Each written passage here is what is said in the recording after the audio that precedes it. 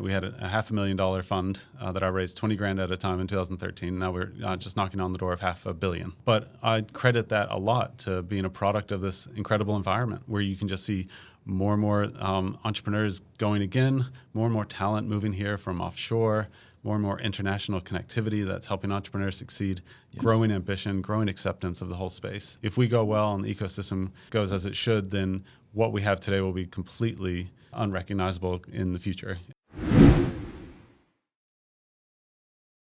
You may have noticed how worldwide macro events tend to consolidate influence and create alignment in outcomes, including investment returns. The rising role central banks are playing to create and destroy inflation. It's a massive factor in destroying the negative correlation that we used to observe between equities and bonds. Today, I'm having a conversation with Robbie Paul, CEO of Icehouse Ventures, a New Zealand-based venture capital firm focused on investing in early to late stage tech startups. Is this the negative correlation that we've been looking for? Be sure to like and subscribe on the way through here, especially if you enjoy learning how to build new wealth for the new world. Let's get started. Welcome, everybody. Thanks for joining us on The Everyday Investor. Today, I'm catching up with Robbie Paul, CEO of Icehouse Ventures. How are you, Robbie? Good. Yeah, great to be here. Fantastic. Thanks. So I deal a lot with investors who are increasingly becoming quite aware of how the world works and how it affects their portfolio, and things like central bank policies, geopolitical concerns. Yeah. That can often be like a really big factor in how portfolios move. Everything seems to be in lockstep with macro events, highly correlated. And the search for uncorrelated returns is one of the big things, one of the big problems to solve. So is startup investing truly uncorrelated to macro conditions? I think it's a really interesting question and consideration. And certainly the last few years, people would have felt a lack of control over their own wealth and purchasing power as a result of things that could be very distant to them, right? And that does speak to the interconnectedness of the world, right? The non-economic class explanation, I think, in favor of investing in technology companies, privately held startups, and venture capital is this. Entrepreneurs that are building new technology, that are solving real problems, that are creating new business models, that are working super hard and amassing lots of great people around them and working super hard, create value irrespective of macroeconomic conditions. Not a single time over the last 3 years did an entrepreneur come and throw their hands up and say, "Oh, my wealth management portfolio is down, so I'm giving up on my technology business." Like, that's not their problem. Their problem is trying to build something that's very difficult, knowing that if they're successful in a very distant future, they'll be vastly rewarded for that, right? Mm-hmm. And I say that distant future thing because it's really important to note, right? The ebbs and flows of today, next year, this presidency, whatever, are just like little moments in time on a 10 to 15 year horizon for a technology startup. And that's important, right? Like, if you're trying to either protect or to grow your wealth, if there's a component that doesn't dance to the same tune as everything else, then that's great, right? And if something's coming from zero and it's going to one, right? Like something out of nothing being created, and it's not going to be affected by, like you say, who's in power, right? And we've seen the rising tide in terms of markets, like up until probably a couple of weeks ago when we had a bit of a wobbles. And I just wonder, like, if the tide goes out, well, inevitably it will go out. So do you think that when it actually happens, we won't see a flight of capital out of this ecosystem? Well, look, no part of the market is immune to macro issues, right? But what is certain is that irrespective of all the trends over the last many decades, great companies are being built every year without fail. Doesn't matter who's in power or macro conditions or the moon cycles, right? Entrepreneurs are entrepreneurs, and they're creating outsized value. Now, within that bastion of hope, there are winners and losers. And if there's one thing that's really observable, is that at an aggregate level, the winners way outweigh the losers, right? And in terms of their what they actually produce, right? Totally. Yeah. In terms of the returns. But the other thing is, in really hot macroeconomic times, there are always winners that capture and create most of the value. So it's not like in 2021, it was rosy for every single startup just because the public markets were cranking, right? Yeah. Yeah. It's like putting value on like uncorrelation is undervalued in my view. And I think that's for good reasons for what you mentioned, right? Like in 2021, everything was going off and people kind of threw out the rule books around how you construct a portfolio where you actually consider these things. So I kind of think that, yeah, like if there is a viable system within the investable universe that keeps on producing new stuff that didn't exist before, hey, you want to have a slice of that. So for those who don't necessarily know too much about the startup space, can you help me to define some key terms and key players that exist in this area? I mean, venture capital is the sort of catchment, right? And venture capital is capital being provided for shares in companies to privately held, typically early stage companies. So this is not buying listed shares and betting against the market. This is providing capital to companies so they can fuel their growth, either product development, or technology development, market development, you name it. And in most cases, the model is that a company will sell 10 to 25% of the shares in the company for cash. That means that investors are buying a minority position. And that means the investors are not taking controlling stakes. They're not taking management roles. They are backing extraordinary and high potential entrepreneurs with their capital and experience to help them try to achieve their sort of brightest future. Got it. And so if we were to think about, say, the sell side and the buy side, right? Like we've got opportunities on one side and then we have capital on the other.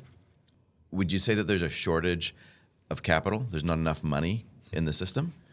It really depends which perspective you're taking on that. So if an entrepreneur walked up to me and said there's not enough capital, I would say that's not true, right? They're high pedigree entrepreneurs can get as much capital as they want from around the world. And that is way more true today than it was a decade ago, right? Unrelated to New Zealand, a decade ago, most investors, if they were based in New York, said they invested in New York, or if they're based in Silicon Valley, said they invested in the Bay Area, right? Today, they invest globally, almost all of them. And so a small percentage of that is looking at this, English-speaking, politically stable country with a track record of backing great technology companies and saying, oh, we could invest there. We understand the term sheets and the common law. Yes. Now, from an investor point of view, I would say that the balance in New Zealand is more in favor of investors than it is in other markets. The Bay Area, keeping in mind entrepreneurs have a pretty insatiable appetite for capital. The Bay Area is laden with entrepreneurs, corporates, family offices, high net worths, angel investors, all these folks I should probably define for you, that are looking to invest. And quite simply, supply of capital goes up, yield goes down. And New Zealand, I think, has a pretty fine balance right now. Right. Okay. Relative. But what you were alluding to before is that you don't need to advertise a fire, right? Like if you really do have something and you're onto it as an entrepreneur, you've got something to give, then correct me if I'm wrong, but the money will find you. Absolutely. I mean, well, I don't want to frame it as some easy path where investors are knocking on your door. That happens probably once a year, maybe twice a year, where it's evident that us and every other investor are begging an entrepreneur for allocation. So yeah, it requires hard work, and it requires a lot of kissing of frogs, and trying to surface the people that believe in the mission that you're raising money for. Yes.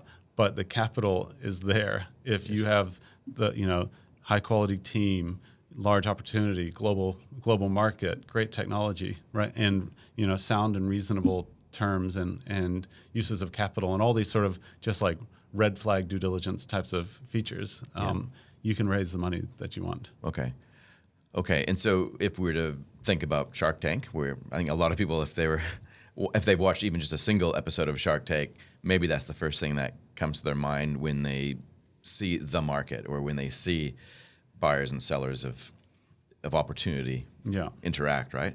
What does it actually look like? Is this all happening kind of behind closed doors where people are pitching and investors are kind of eyeing it up, or is it all digitally? What is the typical way that the market kind of moves around? Yeah, my friend was involved with the Shark Tank in the UK, and the sickening thing that he observed, and he agreed was, not a fair representation of our market at all, is that the producers were actually motivated to find entrepreneurs that then made the sharks look smart and sharp and so on, right? So how's that not a selection bias from the outset? So I think it's a terrible advertisement for what venture capital is, right? The other thing is that the only companies that are, for the most part, that are going to go on there are consumer-focused or consumer-relatable companies, right? So a new doorbell technology or whatever, a dog leash, right? You're not going to have IP-rich, research-based concepts that, in 15 minutes you can't understand if you are not specifically in that space or an investor. Sure. And so the spirit of it, in a very sensational way, is real, right? Like entrepreneurs are selling a vision and they're trying to convince people to buy in. Yeah. But that's sort of where the commonality ends from reality. Right. Okay. Yeah. Now, recently in New Zealand, we had something called Callaghan Innovation, which the government has effectively shut down and moved it into the Ministry of something or other. Yeah. Is that a big deal? Like, is that a big deal that government has either shut down some aspect of something? Like, do government actually add value to this ecosystem? Look, I think the New Zealand government deserves a lot of credit for taking some risks, for pushing out different sort of projects, and just for having the right intention. It's hard not to agree that fostering entrepreneurship in a small country that doesn't want to just make money from selling dairy and timber is a bad idea. And so, are they perfect with how they allocate their resources and time? No, are corporates or technology or investors? Definitely not. So, I would say it's really unfortunate to see something, especially in the namesake of somebody that I think people hold in really high regard, Sir Paul Callaghan, to sort of have it dismantled, and especially when a lot of the pieces will just end up in different organizations with names you can't remember. Yeah, right. That's right. Yeah. And I also think that success in venture is not short term. So doing something for 10 years and then just sort of throwing in the towel. I mean, I like to say in like startup investing, the most surefire way to lose your money is to come in once, throw down all your chips on the table, lose and walk out, right? Yeah. You make money by having a sustained, persistent effort where you learn, you get better, you build your preferences. And so going back to Callaghan, I don't think they were perfect, but I think they had the right intentions. And if they are going to stand most of their functions up into different organizations, then you'd have to ask sort of how that actually contributes to efficiency. Got it. This is probably one of the areas, as well as, say, investing in digital assets like crypto, where you can see the free market operating in a fairly non-molested way, free from most intervention. And I think it either survives or it doesn't, right? Yeah. And it's going to be one heck of a ride. And that is true with startups, right? Like I've invested in a few things, which I think all things actually haven't gone well that I've touched in startup world. But I do understand the science behind it a lot more now as I learn more, and I understand that there is genuine opportunity there, but it is very much a free market. It feels like that anyway. Yeah. Would you agree with that? And if it is a free market, does it feel like it's almost too free, like a Wild West, and it needs to be tamed in some way? Or do you think that it's functioning? It's not perfect, but it actually works? Yeah, it's a very persistent market. And I mean, that's not some sort of anomaly in New Zealand. Entrepreneurship is just alive and real, and it exists everywhere, right? And I mean, that you can go back to all those sort of record books of in history about where entrepreneurialism played into brighter futures for different places. So, I don't know if I have any view on whether or not there's sort of broken parts of the free market. Right. Ultimately, entrepreneurs are pretty well served, and government tries to help from time to time, but most of the time, the capital markets money flows to the ones that merit additional capital and doesn't flow to others. Yeah. So. And again, it's like if the free market wasn't operating, there wouldn't be an efficient allocation of capital, and the output speaks to the fact that it's functioning, right? Like Correct. if you can see these companies coming up and like Rocket Lab, coming from nothing to something, that's pretty cool to actually see that. It's like birth, right? You're birthing something new into the world that genuinely didn't exist before, and it's pretty cool. Yeah. As it relates to New Zealand, and maybe this is true with every area in the world, are there niches? Like, does New Zealand have a niche, for example, agri-tech or something like that? Or is it kind of homogenous in terms of like nation jurisdiction type stuff? Like, do all entrepreneurs generally come up with good ideas no matter where they are in the world? I think it's more the latter, right? And just look at the randomness of the really high-profile companies. Power by proxy, wireless power. I mean, okay. Rocket Lab, space delivery, LanzaTech, genetically modifying microorganisms to capture waste at steel mills. It's a mouthful, right? Yeah. Xero, online accounting. Like in each case, you can sort of rewrite history and explain sort of why New Zealand helped. And I think, if you were if Peter Beck was born in one of the stands, he would have faced a lot more resistance trying to launch rockets into space. But generally, entrepreneurship is completely random, and you just have a very small percentage of the population that both have this raging desire to build something, and and a unique perspective on the world that others don't have. Well, let's dive into that a little bit, because you probably have an interesting perspective on that from where you sit, right? What is the typical entrepreneurial DNA? Like one part engineering, one part artist. How does it work? What are they typically like? Oh, I think people, as recently as like a few weeks ago when I was in San Francisco, a newish investor was talking about trying to write a bit of an algorithm to determine, the next time they meet an entrepreneur, they know that this one has the secret sauce. And, I didn't want to be discouraging of them, because I think it's the right ambition to sort of look at what features matter. But the context changes every single time. What is observable? All the companies that have made it to becoming spectacular have gone through dances with death multiple times, and these entrepreneurs have sailed through that somehow and fronted up to huge challenges and managed to come out successful, right? Yeah.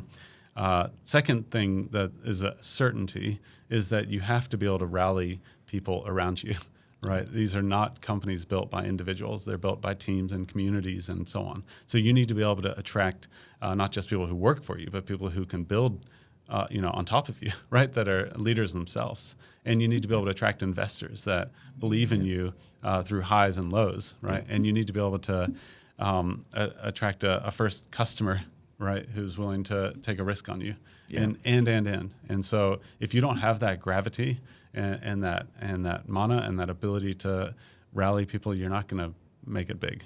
Right. Is there a personality type that seems to persist? Like, is it, some people are really good at diving into the pool but terrible swimmers? Yeah. Is that a feature in founders and entrepreneurs where some genuinely have the goods, but they just don't show it very much or very well? I would say, yeah, you have to have some baseline ability to inspire confidence in people and communicate. Communication is so huge. But that can manifest in so many different ways. So, and in fact, the way that I think people may visualize it manifesting most commonly is the sort of Steve Ballmer, salesy, chest beaty like approach. And that's just not necessarily true, right? Some have quiet confidence, but are still phenomenal at persuasive communication, right?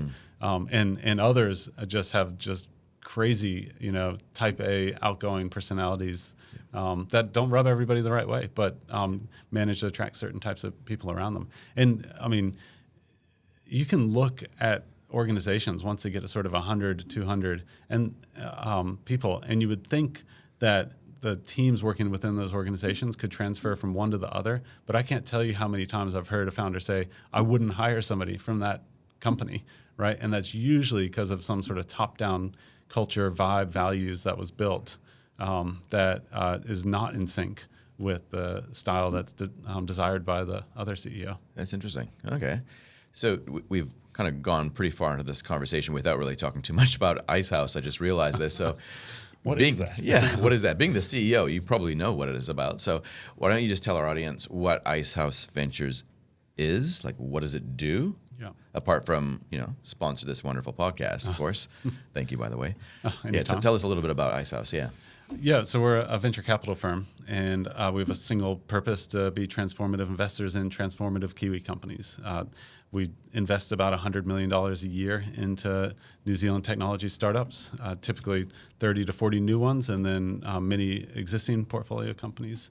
And we invest across the spectrum of software, hardware, educational technology, fintech, medical devices, you name it. And we wake up every day as a team of 27 with the mission of going and finding the next super promising entrepreneur and supporting them to be successful. Awesome. And obviously there's a business model behind this that works, but none of that would actually work unless there was entrepreneurship in action, right? Which is pretty cool. Yeah, I mean, look, we've been on a great growth curve, right? We had a $500,000 fund that I raised 20 grand at a time in 2013. Now we're just knocking on the door of $500 million, right?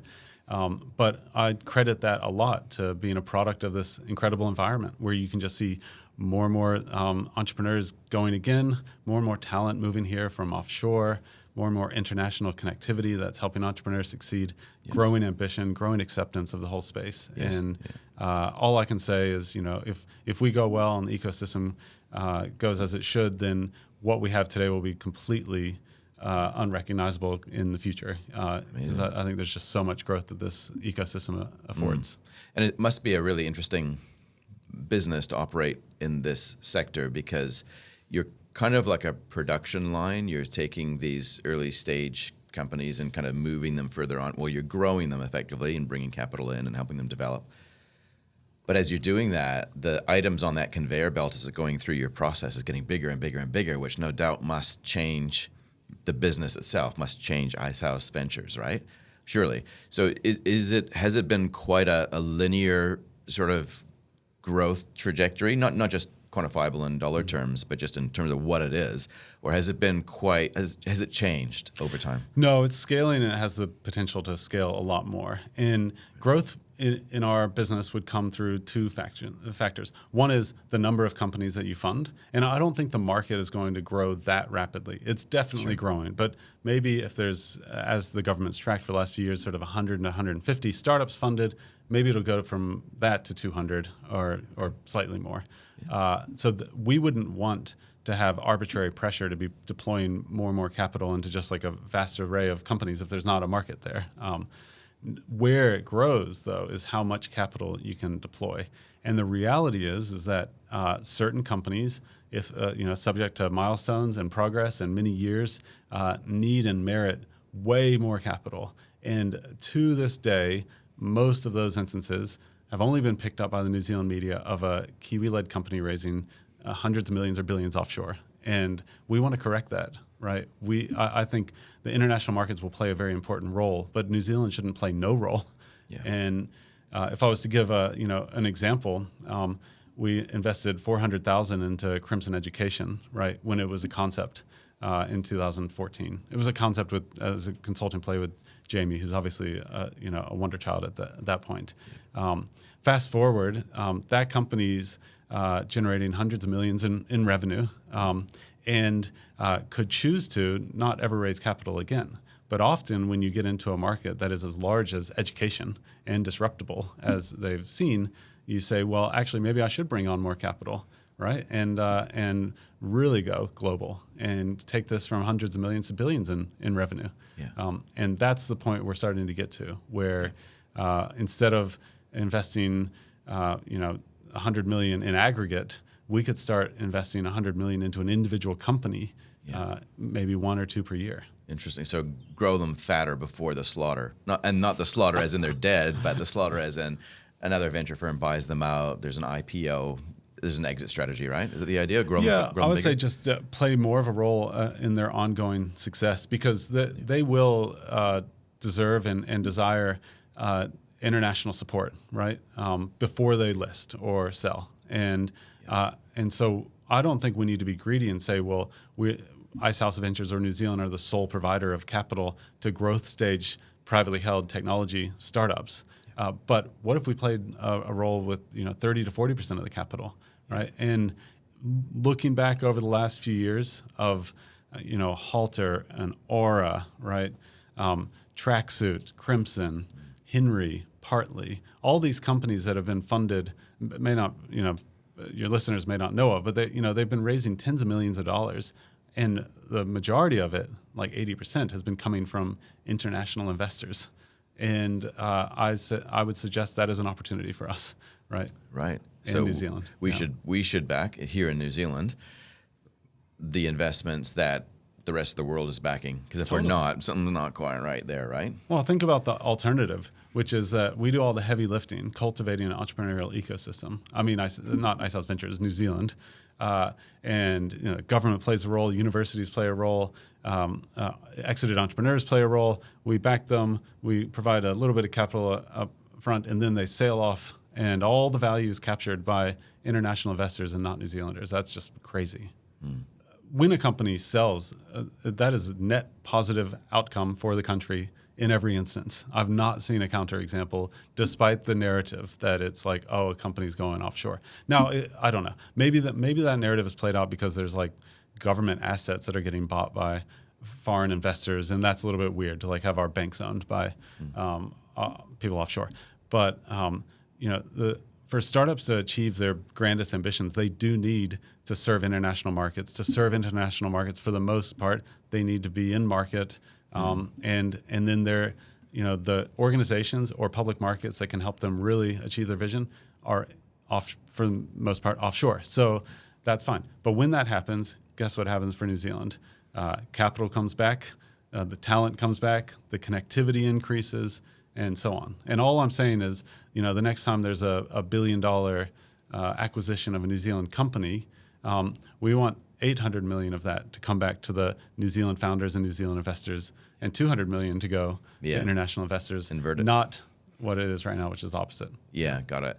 So they've recycled their capital, they've recycled their IP, and they're doing it in New Zealand anyway. Yeah. And so, yeah, you're right. I've seen that from the ground, that they do come home. The dollars come back home. It doesn't have to be the same story that you read about in the Herald. Oh, I mean, half the time it's magnified. It's almost leveraged up. So, entrepreneur gets 10 million and somehow they plow 20 million into the ecosystem in value. And the beauty is, as a relatively small country, you only need a few extra companies, per generation or per year to make a massive impact on the possibilities and ambitions and wealth of all the country. Yeah, Okay, so in New Zealand recently, the Financial Markets Authority, our regulator, known as the FMA, they have been talking to the courts to try to resolve a bit of a problem around wholesale investors. And the issue is a lot of retail investors who receive quite prescriptive disclosure around investment opportunities. So a lot of retail investors have incorrectly been classified as eligible investors, which gives them an out so that they can still enter into some investment classes. It's quite big in the property, unlisted property space, right? But as it relates to startup investing, at the moment, retail investors don't really get a lot of that action early on. They get the leftovers. They wait till everybody else has picked on the best opportunities, and it's the scraps that fall off the floor, in my view, right? What are you guys doing at Icehouse to make it easier for retail investors to get some of this action? Yeah, well, I'll first say the FMA is doing exactly what they're supposed to be doing, which is trying to protect New Zealand investors, right? And so people trying to find sort of loopholes and able to be able to capture a different audience of investors, that's what gets shut down, and it should, right? The venture capital market, I just haven't seen anybody sort of delve into that area, right? I mean, there's just many fewer players. The entry price is usually higher to be able to participate, right? And I think the market's been educated enough to say, like, hey, this is by comparison to just endless public positive stuff about property investing, I think the market has been properly educated on venture and startup, which is to say this is long term, it's illiquid, it's higher risk, it's a different profile, right? And I don't think there's ever been some get rich quick. Here's the target IRR, thing advertised, which is such a good thing. I think it's a reflection of the market. Yeah, I know that. Especially you guys and others have been very careful not to cross that line, right? And entice retail in when you're right. It's illiquid. It's very, very uncertain returns, right? But the opportunities can be massive at the same time. Well, look, I mean, we've raised investment from 2,000 high net worth investors for our funds, right? And I've been there one-on-one with hundreds and hundreds of those investors. Right. And I've had way more people say no, right? Like in our last fund where we raised $122 million from institutions and high net worths, we had approximately 600 yeses, and to get there we had 2,500 no's, right? So my engagement and experience in that space is probably as much as anybody, right? And one thing I'll say is not a single time have I tried to sell on returns. And when I meet with investors, it's pretty obvious, right? If you're trying to change their mind about the asset class, it's not for them. I just don't even try. Like if you're good at property, just do it, right? If you own a business, do that. If you just get this uneasy, queasy feeling about not having your cash in a term deposit, please stay away, right? And the reality is there's about 10% of the investors who do participate in this market. And so all our job is to find the 10% who are predisposed, right? Who are forward thinking and aligned to technology and have that ambition and like entrepreneurship and believe that, the future can be brighter through innovation, right? Those are the ones we want to find. Yes. And I guess I say that because I don't think that retail investors are any different. There's a distribution curve, right? Where some it's something that they would really enjoy being part of, and there's others that really shouldn't bother, right? And but I think the exciting thing about the vision of sort of opening up the market and democratizing it a bit is that my experience with the 2,000 investors that do lean in and invest is they are also predisposed to meet entrepreneurs, to mentor, to start companies, to grow in their roles. And so it's like those are the people in the market that we want to talk to. And so it's this beautiful sort of self-selection process that I think we can continue to build upon. That's great. And I guess the way that retail could get in, maybe as indirectly through the fund that they're already investing in, where there's a small sliver at being allocated towards one of the funds that Icehouse manages. So can you tell me a little bit more about these funds and just how you guys work with that? Sure. All of our funds to date have been for wholesale investors, and so we've just coming on $500 million committed to those funds. Approximately 20% of that from institutions and KiwiSavers. And so we're very fortunate to have Simplicity, Pi Funds, and Generate as anchors. And the beautiful thing about that is across those, that's a 250,000 Kiwis or so, maybe more, that have exposure to the space. So we don't have a retail product available, but it's certainly in my heart a mission that we're working towards, which is to say, why did I get the benefit of being able to feel ownership and be aligned to super aspirational entrepreneurs, and thousands of other people like me haven't had that opportunity. That's and keep in mind, you don't have to invent regulation for that to be possible. The reality is, though, that my peers in the market would rather not do the heavy lifting, right? And because if you can raise $100 million from a single institution or raise $100 million from 100,000 investors, which one are you going to choose, right? It's a no-brainer, right? There's little foxes that spoil the vine. Yeah. But I actually think that there's, there are not very informed perspectives there. And that's because I was sort of, patronized and lectured and said, only take, $250,000 checks. Don't take a coffee for 20 grand, right? And fast forward, what have we done? We've onboarded 2,000 investors, probably half that had never participated in the asset class that are wholesale. And what is the benefit we get from that?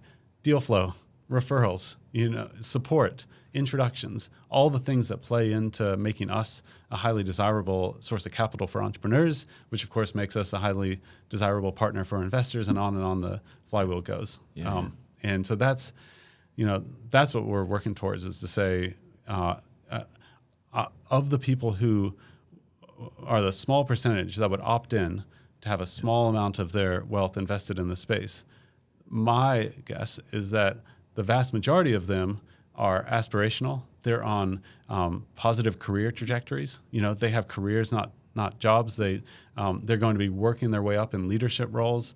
They're going to be generating wealth and experience. They'll be starting companies, and so what better thing to invest in over the long term than the relationships with those people, right? And the way you can do that is by opening the door to an asset class that they've been left out of. Yeah, great. That's awesome. And so we're in March 2025 here. What's on the agenda for the remainder of the calendar year with Icehouse?